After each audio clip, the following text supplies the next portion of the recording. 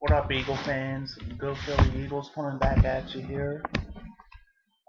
Basically, I just went old school. I went a little trotter. I got to get a new Eagles jersey, but I don't have to do that till after January now, since the Eagles have been officially eliminated from the playoff contention after the Giants won their game against the Jets. Man, Sanchez looked like fucking garbage in this game. The one time I needed him to step up, and he failed to do so.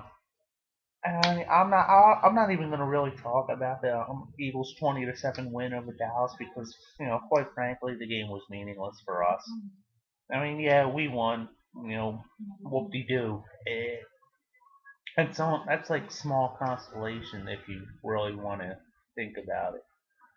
So instead, what I'm going to do is I'm going to put a question out there, and I invite all my followers to answer.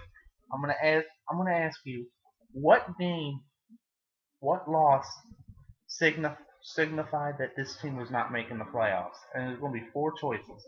The choices will be the Buffalo game, the Arizona game, the San Francisco game, or the Seattle game.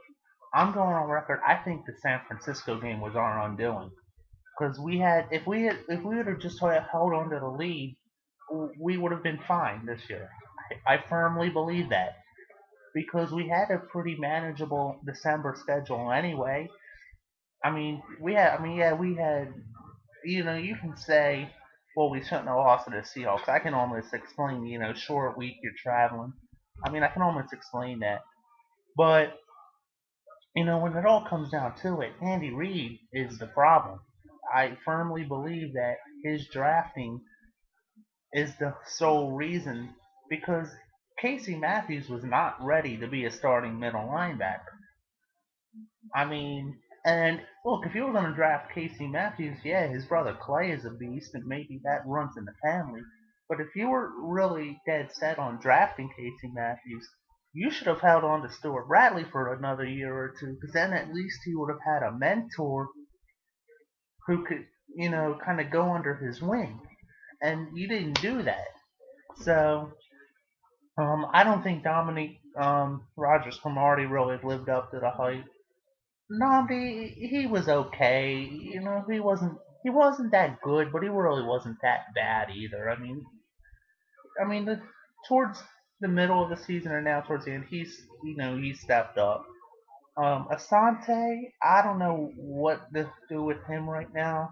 I forget where I saw it. It was on YouTube. One person proposed trading for Lance Briggs. I'm not even sure if Lance Briggs could really shore up this um, linebacking core because the pieces around him aren't that good. So I'm not sure that Briggs would be able to solidify that. But if you really want to solve this problem, I've said it all along. I want to see Jeff Fisher be the head coach of this team because he's a defensive-minded head coach, and when you have a defensive-minded head coach, that means the drafting can only improve. But anyway, it's not really the point. I mean, it is, but I figure Andy Reid should have been fired when the team Eagles lost the Super Bowl. Just my opinion, because that really started the downfall of the team. Were they a horrible team? No, they were never really a horrible team. I mean, horrible, but they weren't. This team isn't living up to the expectations. They have all this talent and they're just not doing anything. I just think it's time to blow the team up. So, I don't know what to say. On them, and we're getting the NBA back. Although I could care less about the NBA. The Flyers are playing. The Flyers are playing well. Had a couple hiccups the last two games, but I think they'll be okay.